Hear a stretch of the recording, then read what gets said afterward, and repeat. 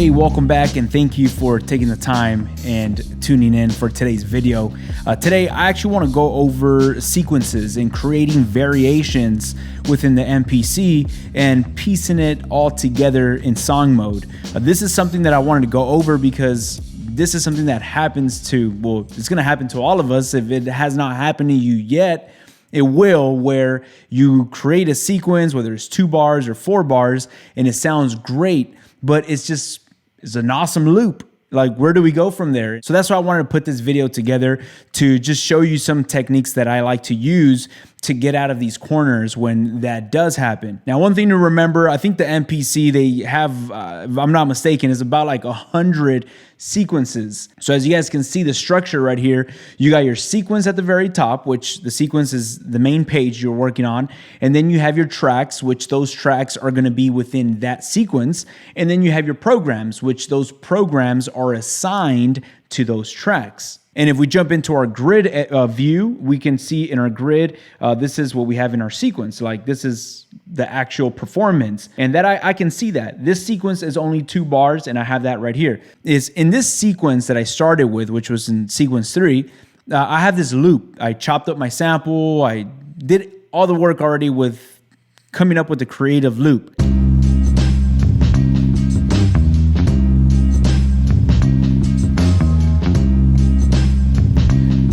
That sounds really good to me. I love how that sound. I, have bank A, B, C, and D filled up with samples, but I put together a sequence that is 2 bars, and that's what I came up with. I love the way it sounds, but it's just repeating.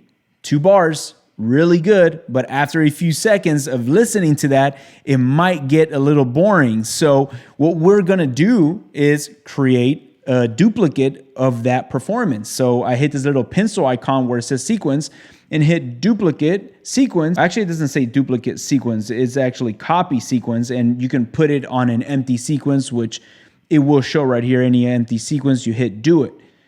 I already did that. Once you do that, it shoots you to that duplicate sequence, which would be on sequence 2 for me. And right here, I start adding drums. The drums that I added, let's listen to these drums.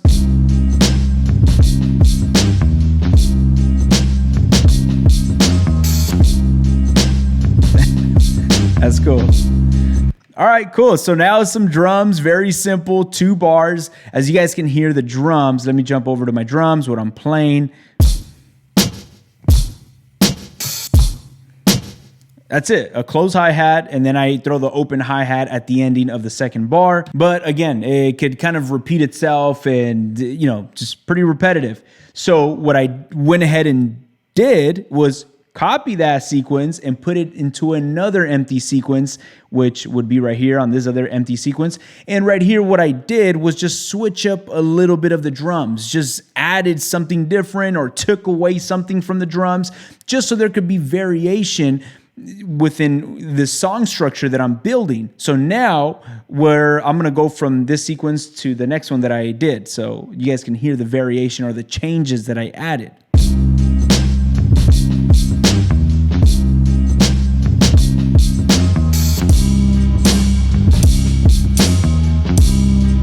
And then I can go back.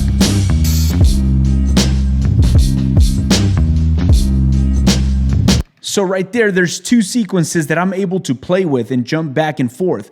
All I'm changing, well, actually I'm changing quite a few things, but it doesn't sound like a drastic change, but you can feel the change. Now let's just say that I have my intro, then it jumps into my verse, then it goes into like a bridge or open hi-hat section.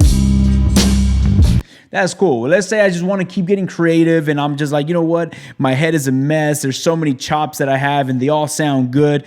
What I will do is I'll keep creating sequences. I'm not going to use all 100, but I will go ahead and copy this main sequence that I have, hit copy, and I'll throw it into, I don't know, sequence 4. You can go ahead and start naming your sequences right there, but for the sake of time, I'm going to just, paste it. Right here, if I go to track 2, but right here, I can go into my sample track, into my grid editor, and zoom out and select this selector and just select all my performance, hit shift, cut, and now all I'm gonna hear is just drums.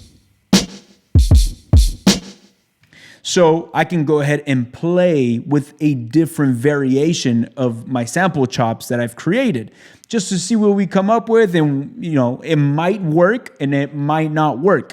If it doesn't work, it's all good. We're not going to use it. But if it does work, it's even going to add more variation to this track. So let's see what we have.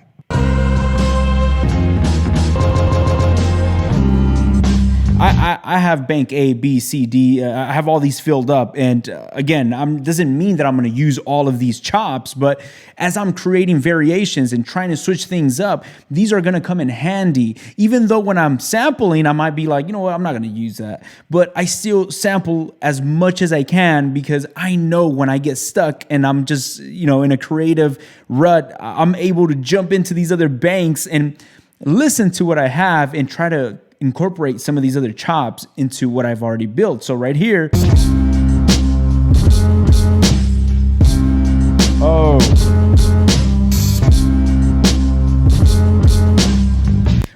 I'm really digging that. Boom, boom, boom, boom, boom.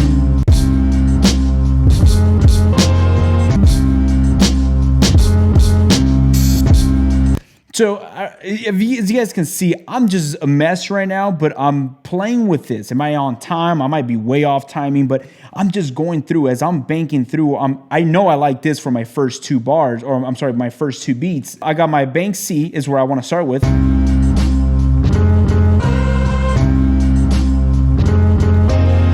I'm just jumping around. And I'm looking for that last beats that I want to fill up just to find a connection. If it feels right to you, go ahead and hit record. If it just does not click, it does not feel right, of course, we keep digging, we keep listening. And that's why I've said before, I like to fill up these banks.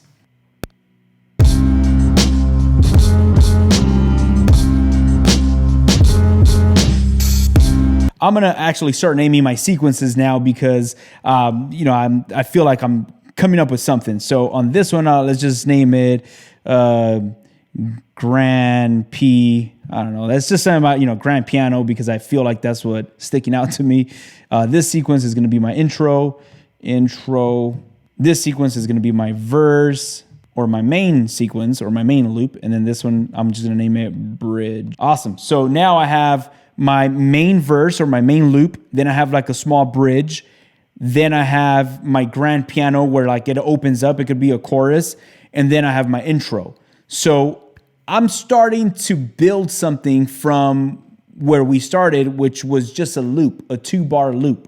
The main thing that I want you to take away is when you get stuck in a corner of just creativeness, copy that sequence, duplicate it to an empty sequence, switch some things up, try different grooves on your drums, try to throw some ghost kicks or some hi-hats or some ghost snares. Sometimes just taking something away from your drums, may it be the hi-hat or may it be an open hat or a ride, and just letting it play. But just that small little switch up will make a big difference on the listening experience. So it's just not the same repetitive loop. Now, once we have that, I can go to main, and right here we have song mode. And in this song mode is where you can start putting everything together. As you guys saw, if I go to my main, sequence 4 is the grand piano with it open rides. Track 3 is my intro. Track 2 is my verse. Track 1 is my bridge. So it's kind of all over the place, which is okay because right now that we go into song mode, we can start organizing everything and putting it together as one song, and it will export as that good sequence with intro, verse, bridge, chorus. So being right here in song mode, as you guys can see these pads, you will see on pad 1 is our bridge, pad 2 is our verse, intro. You will see, it's very important for you guys are naming your sequences so you know what's what. And once you know what's what and you have that laid out right here, we're going to record that into this list that we have in our left-hand side, which is going to structure this song that we want to put together. And in order for us to do that, we just hit record. Once we have this blinking and record, any pad you tap is going to paste that sequence right here on your song list. So I want to start with my intro. Boom. I have my intro. As you guys can see, it says intro. And how many times is that intro going to loop? I have it just loop once. So right after that intro take is going to jump to what's next. And what I want it to be next is going to be my verse, which is pad 2. And then after that, I'm going to go into my bridge, which is pad 1. Then after that, I'm going to go into my grand open or piano, which is right there, pad 4. I should have just named that chorus. Now, get off of record mode. If I hit play, it's going to start from intro, verse, bridge, and, chorus.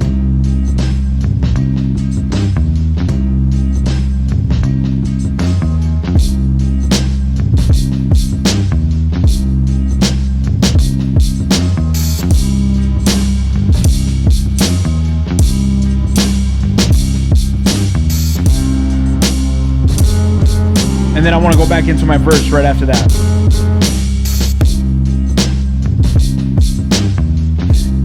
I added it pretty quick. So as an example of how we're building a track right here within the MPC itself. Now, one thing I will mention is, as you guys can see, I did it pretty quick, just again, for time's sake, but on this verse, I can let that verse loop a few times before it jumps into the bridge. In order for that verse to loop more than once, because it's only 2 bars, it's super short, select this little, where you see this little loop icon, it says 1, 1, 1, 1.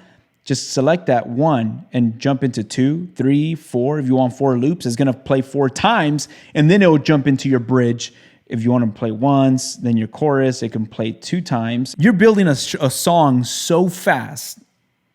Like, it's crazy. And this is all in standalone. Now, don't get me wrong. I personally like to export some of these sequences to an SD card with separate audio tracks, put it into Ableton. And Ableton, me personally, I can go in and do a lot more intricate details within Ableton. But for those of us that do not want to even touch a computer, you do not have to. It's all done right here within this box, which is a very impressive. It's very impressive. Not only could you sequence all of this within the MPC, but you can also mix it and master it, and you're all done. Now, for the last step, once you have this done right here, there's 2 things you can do. You can go ahead and hit export, and you can actually export this as a WAV file or as an MP3 and go ahead and upload it to social media or put it on a CD, I guess, if you still use CDs. But you go ahead and do whatever you want. Or you can also convert this and throw that entire sequence that you just created with your intro, verse, bridge, and dump that out into its own empty sequence, which I'm going to go ahead and do that. I'm going to put that in sequence 5, which is not being used.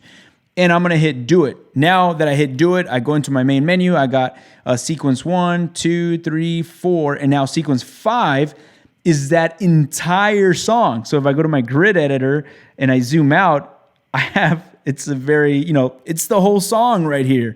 It's like if I'm in Ableton and I'm looking at my timeline, which it's all right there. And now, the reason why I did this and why this is very powerful is because now you're seeing your entire performance, your entire song. And as you guys heard right here, I want to, I got my intro and then it drops into the beat, right? Boom. Like, say right there, once I heard the whole song together after I structured it, I'm like, you know what? That would be so cool if I just heard an open hat right before the downbeat of my verse. I can go ahead and just do that really fast right here.